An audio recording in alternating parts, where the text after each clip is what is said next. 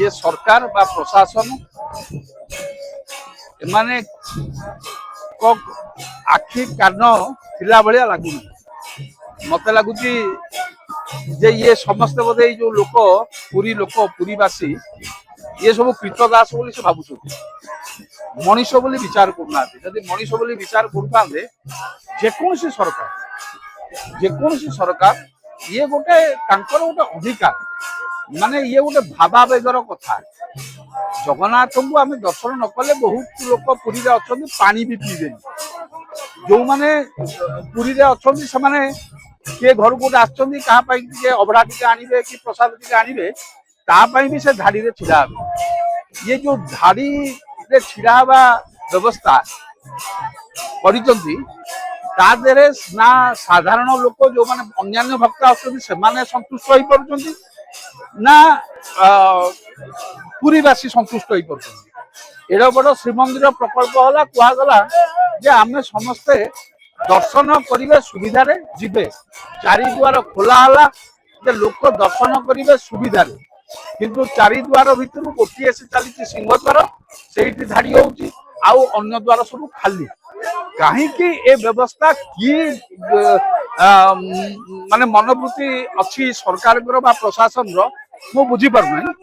मत लगुच सरकार एथपाई संपूर्ण भाव में दायी जे ये जो स्थानीय लोक पुरीवासी को दर्शन सुविधा नदबा बा से दर्शन मंदिर को प्रवेश करिया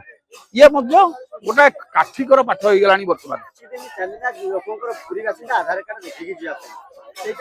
हो जहाँ भी गोटे हो जोटा प्रशासन भावुची ठीक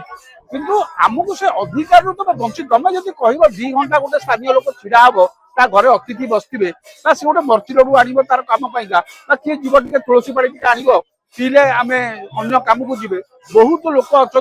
ऑटो ड्राइवर सागर कथा से भी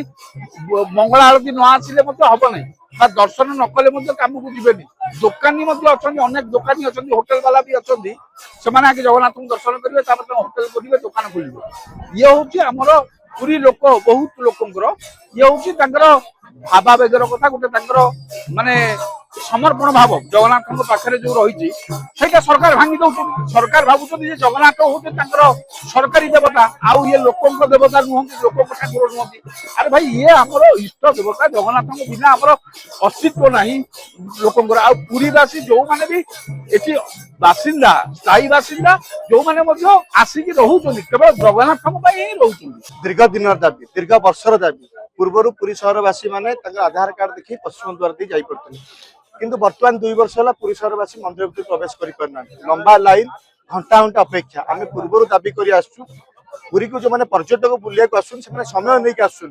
किंतु पुरी सहरवासी के तो समय दब नहीं पुरी सहर जो पर्व पर्वाणी जो रोचे मगुसुरा मास गुरुवार सावित्री कार्तिक मासर वयस्क लोकटे विभिन्न समय तार मंदिर भीतर प्रवेश कर आवश्यकता अच्छी महाप्रसाद टिके हो कि जगन्नाथ दर्शन कहीं किंतु दीर्घ 2 वर्ष है घंटा घंटा यात्री भली पुरी सहरवासी को जावाक पड़े विशेषकर वयस्क माँ टे बुद्धिजीवी टे भिन्नक्षम टे भी राज्य सरकार जिला प्रशासन कौन व्यवस्था नहीं दाबी से सचेतनता यात्रा से पदयात्रा दाबी दीर्घ 100 दिन आज की पूरीला पुरी सहरवासी मैंने निरंतर प्रत्येक दिन संध्या 5टा बेलू भक्त सालेबेग पुत्र श्रीमंदिर पाखु चालिक आसुच्च गोटे दाबी गोटे प्रार्थना गोटे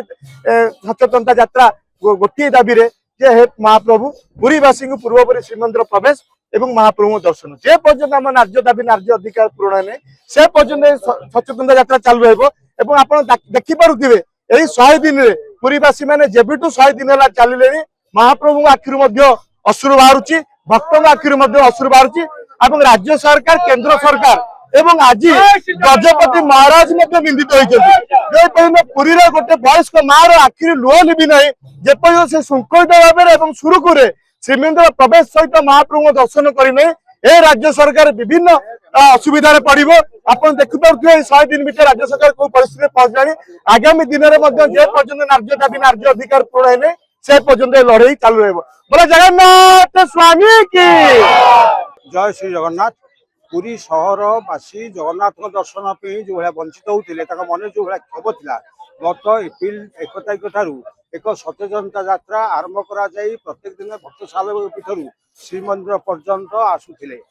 ଆଜି ତାହା 100 ଦିବସରେ ପୂର୍ଣ୍ଣ ହୋଇଛି। এই 100 ଦିନ ଆମେ ପଦଯାତ୍ରା କରିବା ସତ୍ତ୍ୱେ ବରିଷ୍ଠ ନାଗରିକ ମା ମାନେ ଏବଂ ଅନେକ ଜଗନ୍ନାଥ ପ୍ରେମୀ ଯେତେବେଳେ ଆସୁଛନ୍ତି ସେତେବେଳେ ଆମର ରାଜ୍ୟ ସରକାର ଜିଲ୍ଲା ପ୍ରଶାସନ ବା ସୀମାନ୍ତ ପ୍ରଶାସନ ସାମାନ୍ୟତମ କର୍ଣ୍ଣପାତ କରୁନାହାନ୍ତି। ଯେହେତୁ ସେମାନେ ଆମ କଥା ଶୁଣି ନାହାନ୍ତି ଆମେ ଶେଷକୁ ମହାପ୍ରଭୁ ଜଗନ୍ନାଥଙ୍କ ପାଖରେ ଆମର ଦୁଃଖ ଜଣାଇବାକୁ ଆସିଛୁ। ମହାବାହୁ ନିଶ୍ଚିତ ଭାବରେ ଭକ୍ତ ଭଗବାନ ଭିତରେ ଯେଉଁ ପାଚେରୀ ସୃଷ୍ଟି ହୋଇଛି ତାହାକୁ ଭାଙ୍ଗିବେ, ଏ ସରକାରକୁ ସଦ୍ବୁଦ୍ଧି ଦେବେ, ଏ ଜିଲ୍ଲାପାଳଙ୍କୁ ସଦ୍ବୁଦ୍ଧି ଦେବେ। ସେ ନିଶ୍ଚିତ ଭାବରେ ଆମର ଦାବି ପୂରଣ କରିବେ ଏବଂ ପୁରୀ ସହର ଲୋକ ନିର୍ବିବାଦ ଭାବରେ ନିର୍ବିରୋଧରେ ଶ୍ରୀ ଜଗନ୍ନାଥଙ୍କ ପ୍ରବେଶ ଏବଂ ଦର୍ଶନ କରିବେ। ଦୂର ଦୂରାନ୍ତରୁ ଆସୁଥିବା ଲୋକମାନେ ହୁଏତ ଦିନେ ଦୁଇ ଦିନ ଅପେକ୍ଷା କରିପାରିବେ ବା 4 ଘଣ୍ଟା ଅପେକ୍ଷା କରିପାରିବେ, କିନ୍ତୁ ଆମର ଶ୍ରୀମନ୍ଦିର ଭିତରେ ବିବିଧ କାର୍ଯ୍ୟ ଥିବାରୁ ନୂଆ ମହାପ୍ରସାଦ ପାଇଁ ହଉ, ବିମାଙ୍କ ପାଖରେ ହଉ, ସତ୍ୟନାରାୟଣ ପାଖରେ ହଉ ବା ସୂର୍ଯ୍ୟ ମନ୍ଦିର ହଉ ଆମକୁ ଯିବାକୁ ସବୁବେଳେ ଆବଶ୍ୟକ ପଡୁଥିବା ଧାଡ଼ି ଆସିବା ପାଇଁ ସମ୍ଭବ ନୁହଁ। ତେଣୁ ବର୍ତ୍ତମାନ ଏଇ ଯେଉଁ ଗଣ ଆନ୍ଦୋଳନ କରାଯାଇଛି ଏ ଦାବି ନିଶ୍ଚିତ ଭାବରେ ପୂରଣ ହେବ। ମହାପ୍ରଭୁ ନିଶ୍ଚିତ ଭାବରେ ଆମର ଦୁଃଖ ଶୁଣିବେ ଏ କଥା ଜଣାଇ ଆମେ ଆସିଛୁ। ତାହା ଆଜି 100 ଦିନରେ ପରିଣତ ହେଇଛି। ଦେଖାଯାଉ ମହାପ୍ରଭୁ କେବେ ଶୁଣୁଛନ୍ତି। ଜୟ ଶ୍ରୀ ଜଗନ୍ନାଥ।